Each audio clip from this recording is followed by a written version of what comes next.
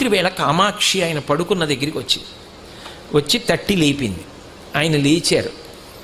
కేశపాశాన్ని తీసి ఇలా చూపించి ముట్టుకో అంది. ఆయన ఇలా ముట్టుకున్నారు. జిగురుగా ఉంది.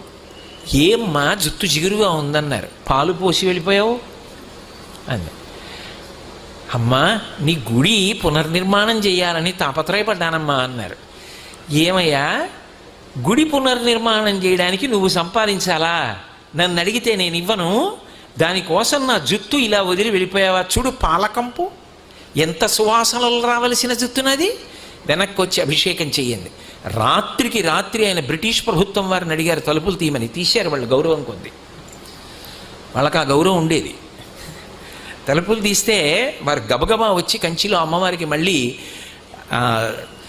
అభిషేకం పూర్తి చేశారు. ఆ తర్వాత ఎక్కడి నుంచి వచ్చిందో కాసుల వర్షం పడిపోయింది. ఆ దేవాలయం అంతా పునర్నిర్మాణం చేశారు.